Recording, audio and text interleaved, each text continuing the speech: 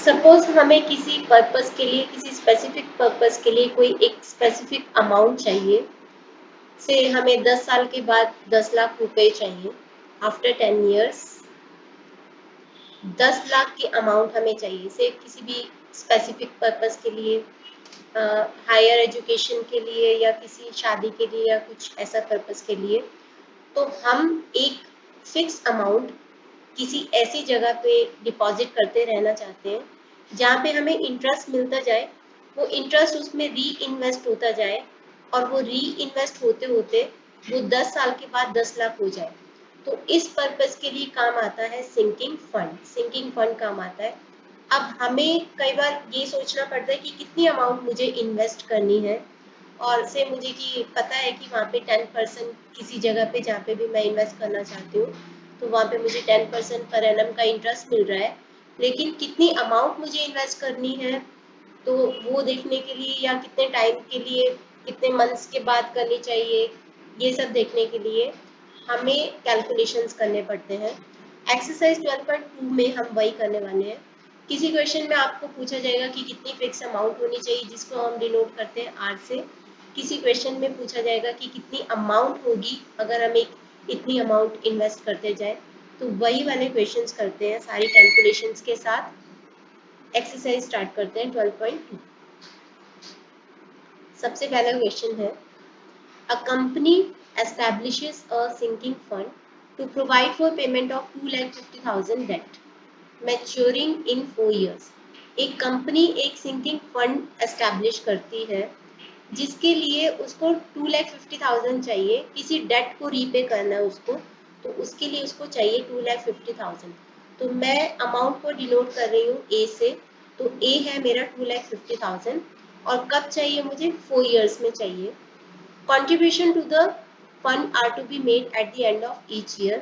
Contribution जो किए जा रहे हैं यानी कि आर, जिसको कि मैं डिनोट करूंगी आर से, वो हर एक साल के एंड में किए जाएंगे। Find the amount of each annual deposit if the interest is 18% per annum. तो रेट ऑफ इंटरेस्ट है 18% पर एनम। तो मुझे जानना है कि मुझे कितने पैसे इन्वेस्ट करने चाहिए हर साल के एंड में फॉर 4 years, ताकि मुझे 4 सालों के बाद 2,50,000 मिल जाए, 2,50,000 मुझे मिल जाए। तो उसके लिए फॉर्मूला यूज करेंगे सिंकिंग फंड का। फॉर्मूला होता है A is equal to R 1 plus I. I कैसे निकालेंगे, 12.1 में भी हमने किया था कि आई क्या होता है, डेसिमल फॉर्म होता है रेट ऑफ इंटरेस्ट का, यानी rate of interest divided by 100। अब यहाँ पे क्या है कि पर एनम है, और कंपाउंडिंग भी साल में एक बार की जा रही है। कंपाउंडिंग का मतलब है कि जो भी इंटरेस्ट है पूरे साल का 18% है, वो अगले साल फिर से री इन्वेस्ट हो जाएगा, एक एक साल के बाद री इन्वेस्ट होगा। इसको बोलते हैं कंपाउंडिंग। तो यहाँ पे 18/100 ये हो जाएगा हमारे पास 0.18। फॉर्मूला लगाते हैं, A is equal to R 1 plus I raise to n minus 1 upon I. तो A चाहिए मुझे 2,50,000, R पता करना है 1 प्लस 0.18 यानी कि 1.18 रेज टू 4 माइनस 1 अपॉन 0.18।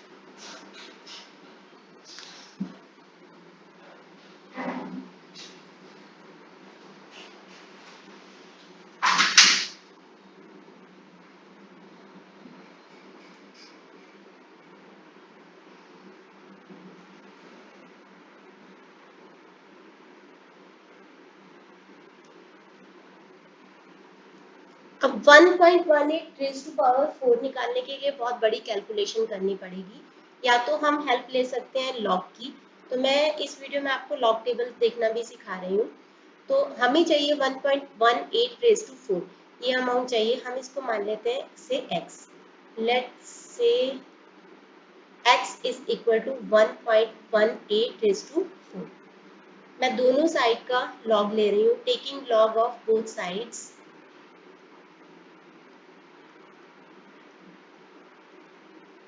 इधर आ जाएगा log x और इधर आ जाएगा, log की प्रॉपर्टी के अकॉर्डिंग पावर आगे आ जाती है, तो 4 log 1.18। अब 1.18 का मुझे log देखना है, तो वो हम कैसे देखेंगे, 1.18 का log देखना है और मुझे उसको 4 से मल्टीप्लाई करना है। तो देखते हैं 1.18। जब भी हमें लॉग देखना है तो हमें एक चीज का ध्यान रखना है कि क्या वो 1 से ग्रेटर है या 1 से लेस देन है। यहाँ पे हमें दिख रहा है कि 1.18 1 से बड़ा नंबर है। तो पहले तो हम क्या करेंगे, बिना डेसिमल को कंसीडर किए हुए 11 के सामने और 8 के नीचे देखेंगे। 11 के सामने और 8 के नीचे ये वैल्यू है आपकी 0719, वैल्यू आ रही है 0719। ये होता है मेंटिसा पार्ट। और अब हमें देखना है कि डेसिमल के पहले कितने डिजिट हैं। कितने डिजिट है, यहाँ पे एक ही डिजिट है, तो 1 माइनस 1 0, तो यहाँ पे लग जाएगा 0.0719। इसको हम 4 से मल्टीप्लाई करें क्योंकि इसी के नीचे एंटी लॉग है। मैं आपको एंटी लॉग देखना भी सिखा रही हूँ। तो सबसे पहले तो इसको हम मल्टीप्लाई कर देंगे 4 से, क्योंकि पीछे जो क्वेश्चन हमने किया है 4 लॉग ऐसे करके है 1.18। तो इसको 4 से मल्टीप्लाई करना पड़ेगा। 4 से मल्टीप्लाई करेंगे तो आएगा हमारे पास 0.2876, ये आ जाएगा। अब ये जो वैल्यू आई है, ये वैल्यू आई होगी log x की। मुझे x चाहिए। अगर log x से x में कन्वर्ट करना हो तो हम दूसरी साइड को क्या करते हैं, एंटी लॉग बना देते हैं। यानी मुझे एंटी लॉग देखना चाहिए 0.2876 का। तो इसी के नीचे है हमारा anti log table. Anti log table है 0.2876। तो 0.28 के सामने 7 और 6, 7 और 6 आपको दिख रहा होगा, ये है 1936 और 7 और 6 है। ये है हमारा 7 और हमारा 6 है 3। 1936 प्लस 3 तो 1939, इन दोनों को ऐड कर देंगे तो आएगा 1939। तो जब भी हमें एंटी लॉग निकालना होता है तो हम क्या करते हैं, यहाँ पे पहले लिख देते हैं 1939। अब हमें क्या करना है, एंटीलॉग देखते टाइम हमें ये देखना है डेसिमल के पहले डिजिट कौन सा है। याद रहे, कितने डिजिट है ये नहीं देखना, कौन सा डिजिट है। यहाँ पे डिजिट है 0, 0 प्लस 1 1 होता है, तो एक डिजिट के आगे पॉइंट लगा देंगे तो x की वैल्यू आ जाएगी 1.3939। अब हम इसको वैल्यू को वहाँ पे सब्सटीट्यूट कर देते हैं हमारे क्वेश्चन में। तो यही सारा प्रोसीजर करके x की वैल्यू आ गई 1.939। तो यहाँ पे वैल्यू पुट करते हैं 2,50,000। ये 0.18 इधर आ जाएगा, डिवाइडेड बाय, इसकी जगह पे हम लिख देंगे x की value 1.939 minus 1 is equal to r। तो r निकालना है। 2,50,000 को 0.18 से मल्टीप्लाई करेंगे तो आएगा 45,000 डिवाइडेड बाय 0.939। इन दोनों को आपस में डिवाइड करेंगे, या तो आपको क्योंकि खुद से मल्टीप्लिकेशन डिवीजन वगैरह करना है तो एक तरीका है डेसिमल को एलिमिनेट कर दो। यहाँ पे डेसिमल के बाद कितने डिजिट हैं, 1 2 3, 3 डिजिट हैं, तो हम क्या करेंगे, उतने ही जीरोस ऊपर लगा देंगे। तो यहाँ पे हमारे पास r की वैल्यू आ जाएगी। जब आप इसको मल्टीप्लाई करके डिवाइड करोगे तो आपका आंसर आ जाएगा 47,923 रुपीज 32 पैसा। ये आपका फाइनल आंसर आ जाएगा। तो ये था हमारा क्वेश्चन नंबर 1। अब हम करते हैं सेकेंड। सब में मैं आपको लॉग टेबल देखना सिखाऊंगी ताकि आपको अच्छे से आ जाए। ऑल्दो 99% चांस है कि वहाँ पे आपको वैल्यू मिलेगी, बट स्टिल आपको देखना आना चाहिए। तो सेकेंड क्वेश्चन करते हैं।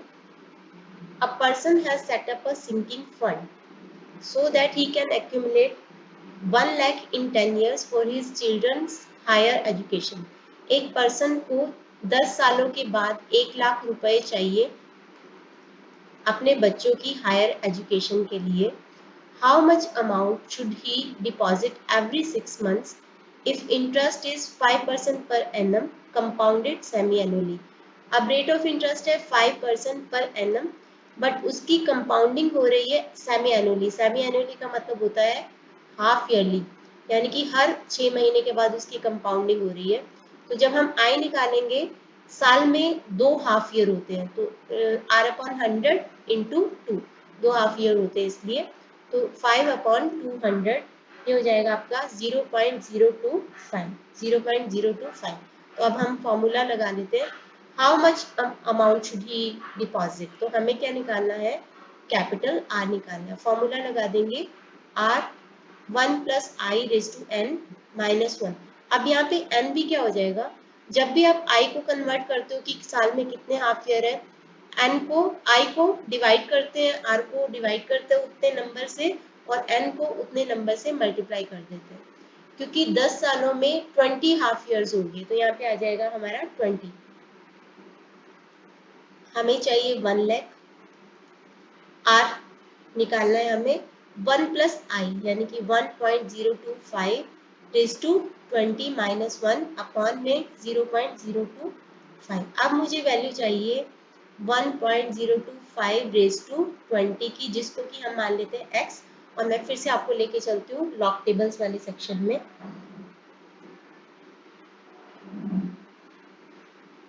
अब मुझे निकालना है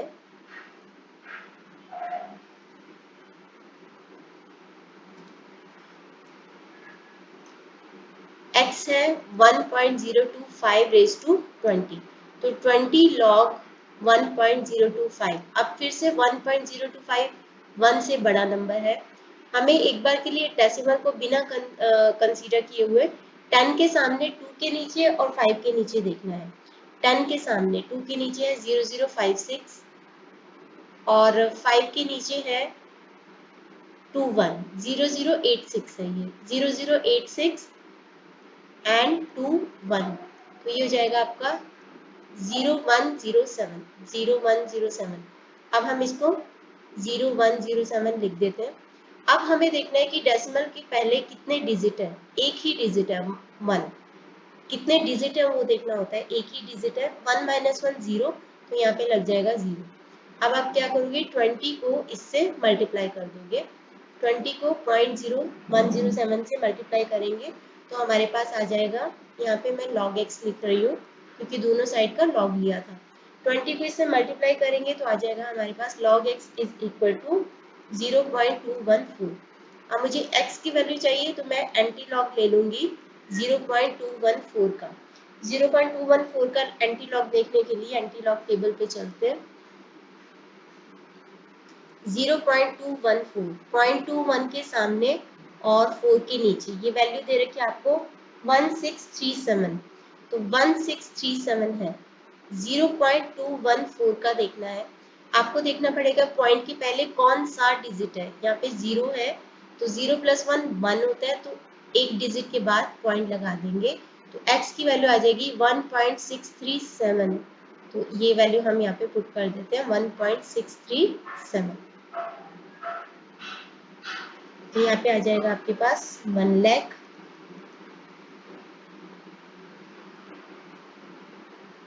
आर 1.637 माइनस 1 अपॉन 0.025। आर को इधर ही रहने दो, बाकी सारी वैल्यूज को उधर ले जाते हैं। 0.25 अपॉन में 0.637 इज इक्वल टू आर। 1.637 में से माइनस 1 कर दिया, यहाँ पे आ जाएगा हमारे पास 2500 डिवाइडेड बाय 0.637। जब आपको इसको कैलकुलेट करोगे तो आपका आंसर आएगा 3924.24। तो उसको हर 6 महीने बाद इतने पैसे डिपॉजिट करने चाहिए ताकि उसके पास 1 लाख हो जाए। आई होप आपको ये समझ में आया होगा अच्छे से। आगे बढ़ते हैं। Third, a firm anticipates a capital expenditure of 50,000 for a new equipment in 5 years। एक फर्म को 5 साल के बाद 50,000 रुपीज चाहिए क्योंकि उसको एक नया इक्विपमेंट खरीदना है, तो उसको चाहिए 50,000 रुपीज 5 सालों में। अभी मैं एन नहीं लिख रही हूँ। How much should he deposit, how much should be deposited quarterly in a sinking fund carrying 12% per annum compounded quarterly to provide for the purchase। उसको हर क्वार्टरली का मतलब होता है 3 महीने के बाद, हर 3 महीने के बाद उसको कितना अमाउंट डिपॉजिट करना चाहिए एक ऐसे सिंकिंग फंड में जहाँ पे 12% पर एनम के हिसाब से इंटरेस्ट ऐड होता जा रहा है। तो कंपाउंडिंग क्योंकि हो रही है क्वार्टरली, तो आई का मतलब आई क्या होगा, आर अपॉन 4, क्योंकि एक साल में 4 क्वार्टर्स होते हैं, तो आर अपॉन 400 यानी कि 12 अपॉन 400, तो ये हो जाएगा आपके पास 3 अपॉन 100 मतलब 0.03, और n क्या हो जाएगा, n हो जाएगा 5 इंटू 4। एक साल में 4 क्वार्टर्स होते हैं तो 5 सालों में 20 क्वार्टर्स होंगे। तो यहाँ पे फॉर्मूला लगाएंगे r 1 plus I raise to n minus 1 upon I, 50,000 चाहिए उसको, is equal to r 1 plus I यानी कि 1.03 रेस टू 20 माइनस 1 अपॉन 0.03। अब हमें वैल्यू देखनी है 1.03 रेस टू 20 की। फिर से लॉग सेक्शन की तरफ चलते हैं। 1.03 रेस टू 20,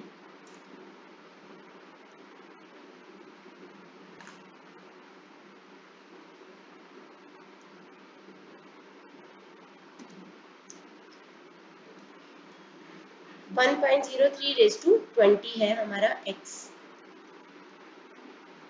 तो log x लेंगे 20 log 1.20 log 1.03। तो एक बार के लिए 10 के सामने 3 के नीचे, 10 के सामने और 3 के नीचे है 0128, 0128 लिख दो। अब ये नंबर है एक से बड़ा है, तो डेसिमल के पहले कितने डिजिट है? एक ही, तो 1 माइनस 1 0, तो यहाँ पे लग जाएगा 0.0128। तो log x होगा इज इक्वल टू 20 को इससे मल्टीप्लाई कर दिया, यहाँ पे आ जाएगा 0.256 log x। तो x निकालना है तो क्या करेंगे? एंटी लॉग ऑफ 0.256, तो एंटी लॉग निकालेंगे 0.256 का, वही हमारा x आ जाएगा। तो 0.256 देखने के लिए एंटी लॉग टेबल पे चलते हैं। 0.256, तो 0.25 के सामने और 6 के नीचे, 6 के नीचे ये वैल्यू दे रखी है 1803, 1803 दे रखा है। हमें लॉग निकालना है इसका, हमें देखना है डेसिमल के पहले कौन सा डिजिट है? 0 है, 0 प्लस 1 1 होता है, तो एक डिजिट के बाद पॉइंट लगा देंगे, तो x की वैल्यू आ जाएगी 1.803, 1.803। इस वैल्यू को हम वहाँ पे लिख लेते हैं, तो मैं इरेज कर रही हूँ 1.803, यहाँ पे लिख लेंगे वैल्यू।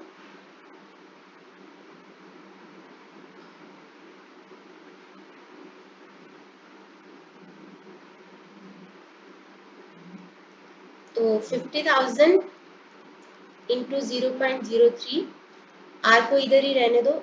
ये 1.03 की बजाय अब हम क्या लिखेंगे? रेस टू 20 की बजाय जो वैल्यू हमने अभी अभी निकाली है 1.803 और माइनस 1, तो यहाँ पे आ जाएगा आपके पास 50,000 इंटू 0.03, 1500 डिवाइडेड बाय 0.803। ये आ गई आर की वैल्यू। आप इसको कैलकुलेट करोगे तो आपका आंसर आएगा 1867.99, या फिर आप इसको लिख सकते हो 1868 रुपीज। तो उसको हर क्वार्टर के बाद 1868 रुपीज उस फंड में डालने पड़ेंगे। नेक्स्ट है a machine costs a company 5,25,000, तो 5,25,000 चाहिए उसको, and its effective life is estimated to be 20 years। एक मशीन की कॉस्ट है 5,25,000 और 20 सालों की उसकी लाइफ है, यानी 20 साल के बाद आपको उसको रिप्लेस करना पड़ेगा। A sinking fund is created for replacing the machine at the end of its lifetime when its scrap realizes a sum of 25,000 only। तो एक सिंकिंग फंड क्रिएट किया जाता है ताकि उसमें 20 साल तक पैसे डिपॉजिट करते जाए, ताकि 20 सालों के बाद हमारे पास इतने पैसे हो जाएं कि हम वो मशीन फिर से खरीद पाए।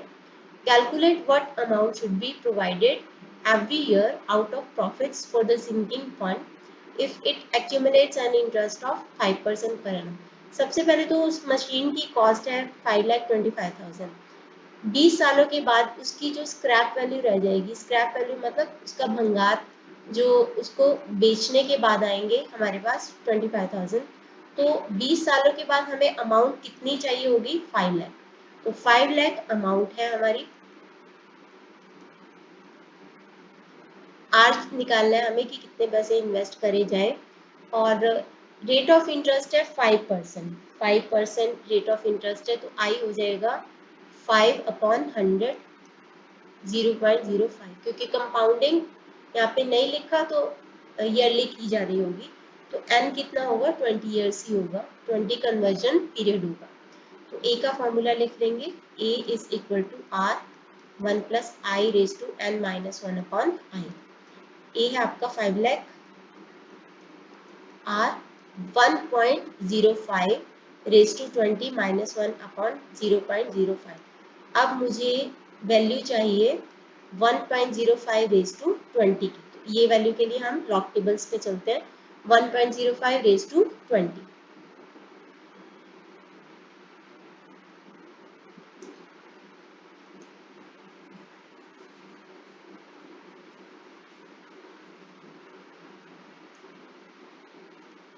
x है आपका 1.05 रेज टू 20। दोनों साइड का लॉग ले लेते हैं। log x is equal to 20 log 1.05। तो 10 के सामने 5 के नीचे, 10 के सामने और 5 के नीचे ये वैल्यू है 0212। तो 0212 लिख लो। और डेसिमल के पहले एक ही डिजिट है, 1 माइनस 1 0, तो यहाँ पे 0 आ जाएगा। इसको आप 20 से मल्टीप्लाई कर लो, तो यहाँ पे आ जाएगा आपके पास log x is equal to 20 से मल्टीप्लाई करेंगे तो आ जाएगा 0.424। अब मुझे x निकालना है तो हम क्या करेंगे, एंटी लॉग देखेंगे 0.424 का। एंटी लॉग के लिए एंटी लॉग टेबल पे चलते हैं। 0.424, 0.424 का चाहिए। तो 0.42 के सामने 4 के नीचे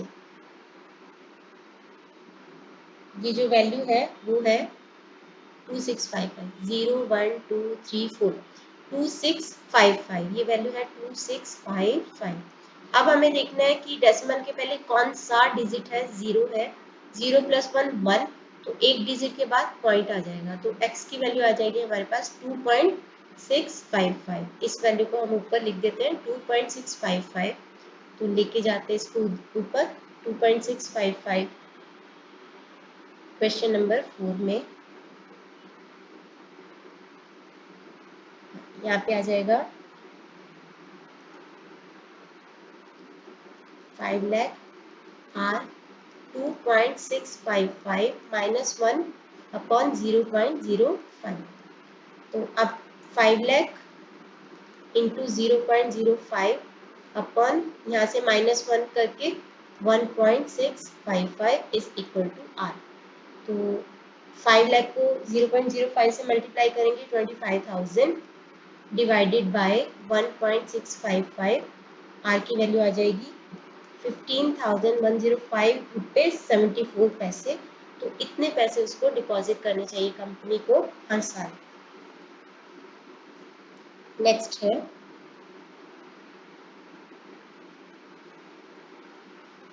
a machine being used by a company is estimated to have a life of 15 years। एक मशीन है जो कि एक कंपनी यूज कर रही है, 15 सालों के बाद उसको स्क्रैप करना पड़ेगा, यानी इसकी लाइफ मशीन की 15 साल ही है, मतलब 15 इयर्स के बाद उसको रिप्लेस करना पड़ेगा। तो at that time a new machine would cost 75,000। तो 15 साल के बाद हमें जो नई मशीन खरीदनी पड़ेगी उसके लिए हमें 75,000 चाहिए होंगे। And scrap of the old machine would yield 9600 only. तो हमें तब चाहिए होंगे 75,000, लेकिन उसमें से 9600 हम कवर कर लेंगे इसी पुरानी मशीन को बेच के। तो इतने पैसे तो हमें इसको बेच के मिल जाएंगे, यानी हमें अमाउंट कितनी चाहिए होगी, इसमें से इसको माइनस कर लेंगे तो आ जाएगा 65,400। तो हमारा अमाउंट है 65,400 हमें चाहिए 15 साल के बाद। अब a sinking fund is created for replacing the machine at the end of its life। sinking fund create किया जा रहा है। what sum should be retained by the company। तो R निकालना है at the end of every year to accumulate at 6% per annum। 6% per annum का rate of interest हमें मिल रहा है। तो R है 6%, तो I हो जाएगा 0.06। कुछ नहीं दिया तो कंपाउंडिंग ईयरली की जा रही है, यानी कि N हो जाएगा 15। तो अमाउंट लिख देंगे यहाँ पे A is equal to R 1 plus I raise to n minus 1 upon I. तो 65,400 चाहिए हमें। R पता नहीं है, 1.06 raise to 15 minus 1 upon I है आपका 0.06। अब हमें x लिया है 1.06 रेज टू 15, इसकी वैल्यू हमें निकालनी है। 1.06 रेज टू 15। लॉग सेक्शन में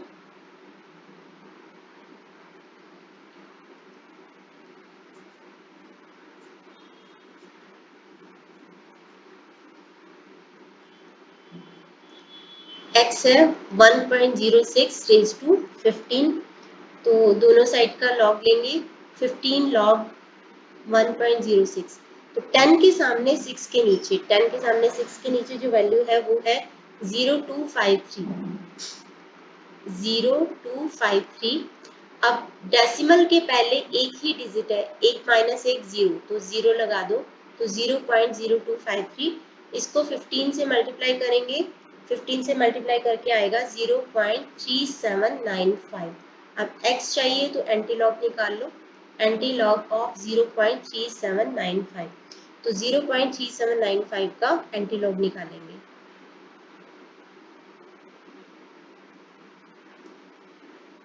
0.3795 का एंटीलॉग। 0.37 के सामने और 95, 9 है आपका 2393 और 5 है आपका ये 3, 2393 प्लस 3 ये हो जाएगा 2396। डेसिमल के पहले डिजिट है 0, डिजिट देखना होता है कि कौन सा डिजिट है। 0, 0 प्लस 1 1, तो एक डिजिट के बाद पॉइंट लगा देंगे, तो x की वैल्यू आ जाएगी 2.396। इसको वहां पे पुट कर देते हैं 2.396 यहाँ पे।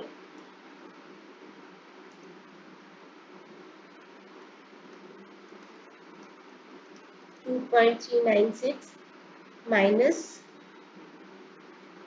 1 अपॉन 0.06, तो 65,400 इंटू 0.06 अपॉन, इसमें से माइनस 1 करेंगे तो 1.396 इज इक्वल टू आर। तो मल्टीप्लाई करेंगे ये आएगा और डिवाइड करेंगे 1.396 से, तो हमारा आंसर आएगा 810.89। तो इतने रुपीज उसको करने चाहिए, इन्वेस्ट करने चाहिए, ताकि उसको 15 साल के बाद 65,400 मिल जाए। नेक्स्ट क्वेश्चन है 6। A company sets aside a sum of 1,000 at the end of each year in a sinking fund so that at the end of 10 years it would amount to a balance sufficient to replace the machinery। एक company है, साल के and में, हर साल के and में 1,000 rupees side पे एक सिंकिंग फंड में इन्वेस्ट कर देती है। 10 साल तक वो इन्वेस्ट करती रहती है उसको, 10 सालों तक इन्वेस्ट करती है उसको। तो एन है आपका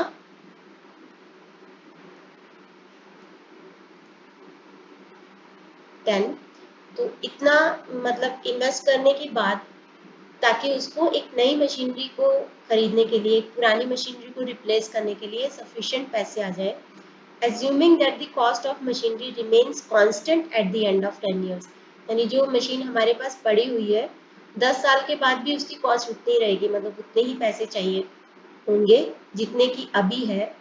and that money earns 5% per annum compound interest, और उस मनी के ऊपर 5% से कंपाउंड इंटरेस्ट मिल रहा है, यानी rate of interest is 5% per annum.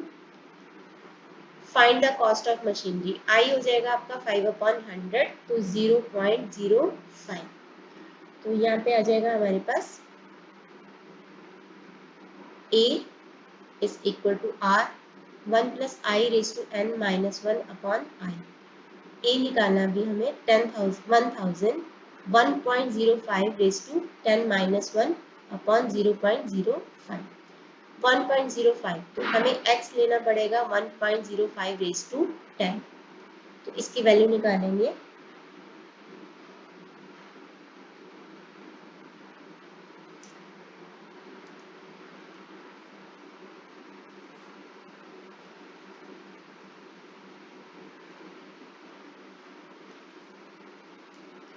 One 1.05 raise to 10 था। log x लेंगे तो 10 log 1.05, 10 के सामने 5 के नीचे, ये 10 के सामने 5 के नीचे वैल्यू है 0212। डेसिमल के पहले वन एक ही डिजिट है, एक ही डिजिट है, तो 1 माइनस 1 0, तो यहाँ पे लग जाएगा 0। इसको हम मल्टीप्लाई कर देंगे 10 से, यहाँ पे आ जाएगा 0.212। इसका एंटी लॉग देखना है, anti log of 0.212। Anti log of 0.212 देखेंगे,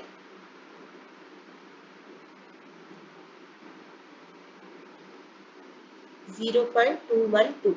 तो 0.21 के सामने और 2 के नीचे ये वैल्यू है 1629।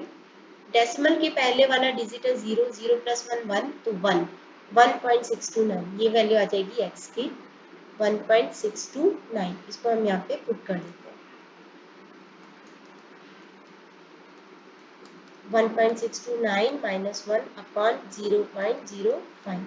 तो ये हो गया 1000 इंटू 0.629, तो ये हो जाएगा आपका 629 अपॉन 0.05। डेसिमल को एलिमिनेट करना होता है तो पॉइंट के बाद डिजिट देखा करो कितने हैं, 2, तो opposite part of the fraction पे उतने जीरो लगा दो, तो आपको कैलकुलेशंस इजी हो जाएगी। आपका आंसर आ जाएगा 15280। तो उसको 10 साल के बाद कितने पैसे मिलेंगे, 12,580। और ये है आपका फाइनल आंसर। लास्ट क्वेश्चन है, 10 years ago Mr. Mehra set up a sinking fund to save for his daughter's higher studies। Mister Mehra 10 साल पहले उन्होंने एक सिंकिंग फंड क्रिएट किया था ताकि अपनी बेटी की हायर स्टडीज के काम आएगा। At the end of 10 years he received an amount of 10,21,760। उनको अमाउंट मिली है अभी 10,21,760। What amount did he put in the sinking fund at the end of every 6 months? क्या इन्वेस्ट किया था उन्होंने हर 6 महीने के बाद फॉर द टेन्योर, यानी कि पूरे 10 सालों में हर 6 महीने के बाद। तो n क्या हो जाएगा, 10 इंटू, एक साल में 2 बार आते हैं 6 महीने, 2 हाफ ईयर्स होते हैं, तो 10 साल में 20 हाफ ईयर्स होते हैं, तो n विल बी 20। 20 बार उन्होंने इन्वेस्ट किया, विच paid him are 5% per annum. 5% per annum है यानी पूरे साल का, तो आई निकालने के लिए हम क्या करेंगे, 5/2, क्योंकि 5% अगर पर एनम है तो हाफ ईयर में उसका आधा होगा, इंटू 100, 5/200 हो जाएगा 0.025, ये हो जाएगा। तो क्या अमाउंट निकालने के लिए, A R 1 plus I raise to N minus 1 upon I, 1021,760 R 1.025 raise to 20 minus 1 upon 0.025। आपको ये वैल्यू दे रखी है इस बार, तो लॉग देखने की जरूरत नहीं है। 760 आर 1.6386 माइनस 1 अपॉन 0.025। तो हम आर को इधर रखते हैं, बाकी सबको लेफ्ट हैंड साइड पे 0.025 अपॉन में 0.6386। इसको आप कैलकुलेशंस करोगे तो आपका आंसर आ जाएगा, ऊपर आएगा आपका 25,544 और नीचे है आपका 0.6386। इसको सिंप्लीफाई करना होता है तो 686 लिख दो और उतने ही जीरो, डेसिमल के बाद जितने डिजिट है उतने zeros opposite part of the fraction पे लगा दो, तो यहाँ पे आपका आंसर आ जाएगा 40,000। तो 40,000 उन्होंने हर 6 महीने बाद इन्वेस्ट किए थे। इसके साथ ही हमारी एक्सरसाइज कंप्लीट होती है। नेक्स्ट वीडियो में हम करेंगे एक्सरसाइज 12.3 और उसी के साथ हमारा ये चैप्टर भी खत्म हो जाएगा। इस वीडियो के लिए इतना ही। Thanks for watching.